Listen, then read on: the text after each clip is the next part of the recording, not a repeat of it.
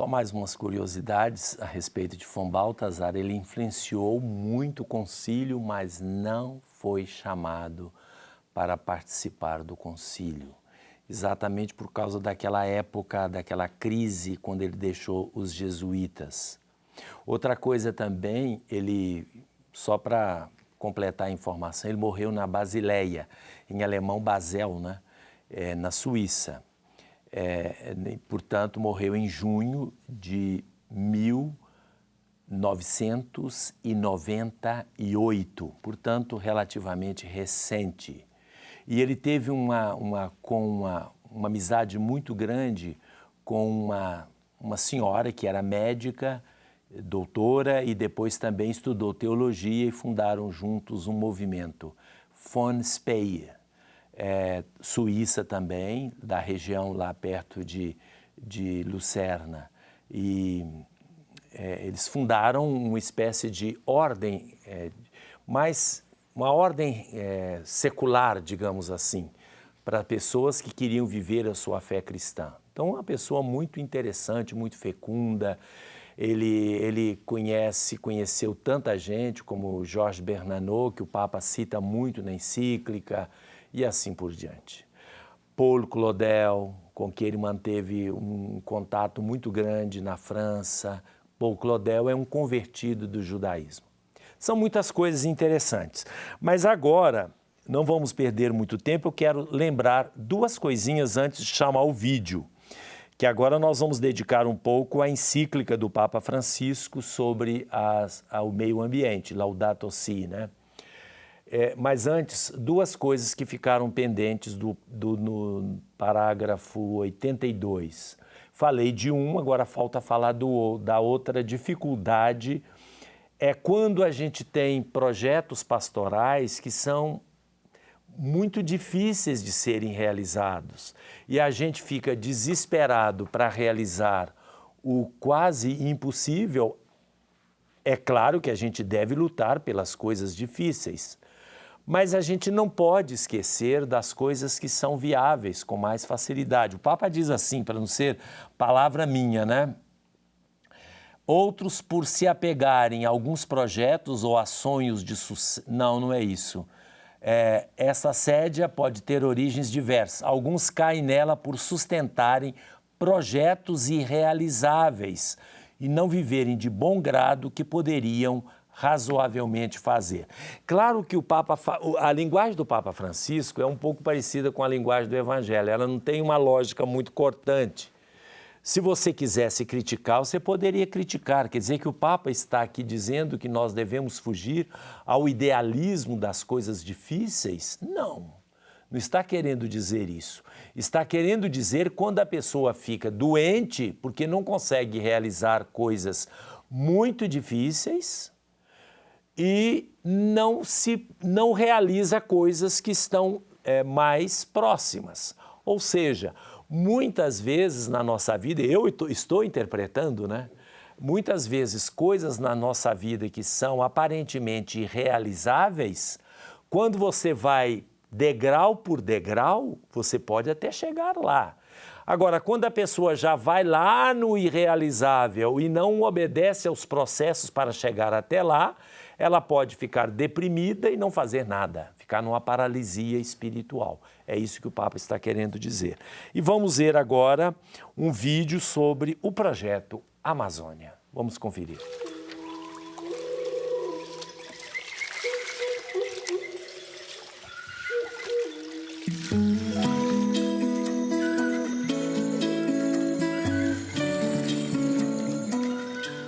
O projeto Amazônia começou a partir de 2005, quando a CNBB, que é a Conferência Nacional dos Bispos do Brasil, ela pediu aos movimentos eclesiais, né, que ajudasse a igreja na Amazônia. Então, pessoas do movimento de vários lugares do país, ao invés deles fazerem as férias, tiravam aquele momento para vir para a região, a fim de conviver com as pessoas daquela região. Existe um trabalho com os jovens, um trabalho com as famílias, com as crianças. Aonde existe a demanda, uma necessidade daquela comunidade, as pessoas chegam ali e se fazem convivendo, conversando, atendendo aquela exigência local. Em Abaetetuba, o projeto começou há 5 anos atrás. A Abaetetuba, ela tem uma peculiaridade. É uma cidade que tem terra firme, tem as ilhas e tem pessoas que moram na zona rural. Para a comunidade foi muito importante, né? Chamou mais os jovens que estavam afastados, tinha jovem que não participava mais da nossa comunidade, já estavam passando já para outra religião. E aí eles perguntam quando é que vai ter outros, vai ter outros projetos que gostaram das trilhas que fizeram, das pessoas que vieram super acolhedoras, bem alegres, espontâneas, né? Conversando com todo mundo como se já conhecesse a gente já há vários tempos. Trouxeram uma biblioteca, aí foi muito bom. Me chamo Edgar, moro aqui no município de Abaetetuba, nas ilhas. Conheci o Projeto Amazônia e foi uma revolução na minha vida pessoal. O Projeto Amazônia foi realizado aqui nas ilhas da Costa Marataíra, onde a gente visitou as famílias ribeirinhas com rabeta, canoa, cacho. E ficaram muito felizes com a nossa chegada e sempre eles estão com esse contato com a gente, né? Sabendo se vem mais um ano aqui nas ilhas. Foi uma benção tanto para eles como para nós. O movimento ele conseguiu, com o Projeto Amazônia, além de ajudar a própria comunidade local, de também ajudar a vida da igreja. A igreja, de fato, está nas mãos dos leigos. Quando todos os leigos e leigas assumirem a sua fé, nós evangelizaremos este mundo muito rapidamente. E é tão bonito perceber quando temos já homens e mulheres, em nome da sua fé, que a partir do seu trabalho, a partir da sua convivência familiar, a partir do ambiente onde vive, procuram testemunhar esta fé. Nós conseguimos sair de nós mesmos e ver que tinha toda uma população e grupos que precisavam também dessa convivência do ideal, do carisma. Porque a gente conseguiu envolver essas pessoas unindo-as, né, num objetivo que era o Projeto Amazônia. E tudo aquilo que unia eles, e qual era? Era a cultura da paz. E o Projeto Amazônia fez com que a gente trabalhasse junto e o sucesso fosse de todos. Rapidamente, o movimento se tornou uma expressão na cidade, tanto para a igreja local, para a diocese, quanto para a sociedade. Para mim foi um grande desafio. Eu sempre tive vontade de participar, mas ficava pensando na minha idade, nos meus problemas de saúde. Mas ano passado, incentivada pelas palavras do Evangelho, não tenhas medo, e também pelo Papa Francisco, que nos pediu a termos coragem, eu decidi participar sem medir as consequências. E como se trata de um período de férias, para mim foram as melhores férias da minha vida. De onde existe uma comunidade, que existem pessoas que vivem o Evangelho, uma comunidade viva, tudo acontece, tudo se realiza. Uma comunhão, uma grande fraternidade.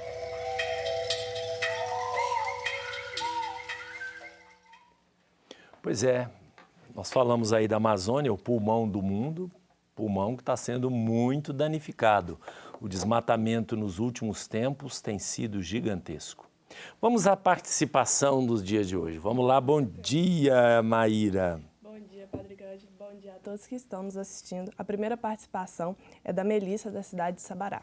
Ela queria pedir que indique onde posso encontrar escritos deste teólogo que o senhor está apresentando. Se for possível, também gostaria que o senhor fizesse um programa algum dia sobre o livro Tratado da Verdadeira Devoção à Santíssima Virgem, de São Luís Maria Montfort. Com relação à bibliografia, eu não conheço livros em português, não conheço. Pode ser que haja, porque todos os livros dele que eu comprei, que eu tenho, principalmente os 3, chamado A Glória, foi em francês. Mas eu posso verificar se há alguma coisa em português. Eu acredito que sim, né? Mas eu não sei. E com relação ao tratado, trata-se de uma teologia mais espiritual. Eu não tenho muito traquejo com esse tipo de literatura. Tá? A Hélida, do bairro Santa Inês, gostaria de ter o contato do Movimento dos Focolares. Hélida, a produção vai entrar em contato com você e passar o contato. O Brenner Alexandre fez a participação pelo Facebook. Caro Padre Cândido, bom dia. Como fortalecer a identidade cristã em nossas paróquias, em meio a tantas influências que desconstrói a nossa identidade cristã e católica, em particular? Somos interpelados pela secularização a todo instante, em todos os setores da vida, e assumir uma postura cristã e católica soa muitas vezes como fideísmo e fundamentalismo. Como lidar com a vida cristã, que deve começar na comunidade de fé, e a vida no mundo, já que estamos no mundo, mas não somos do mundo? Eu acredito que a formação é o tema-chave, inclusive o Papa fala também disso, né? A formação. Bento XVI também insistia. E aqueles que gostam de opor Francisco e Bento, o Papa mais citado aqui é Bento XVI. Então, o Bento XVI tinha essa preocupação, principalmente na América Latina, que é um povo naturalmente religioso, mas não necessariamente cristão, porque falta muitas vezes a formação, uma formação integral. A Vânia Aparecida, da cidade de Sabará, gostaria de ter notícias de Dom Serafim. Sempre que ouve a música A Ti, Meu Deus, lembra-se dele. O que faz um padre emérito?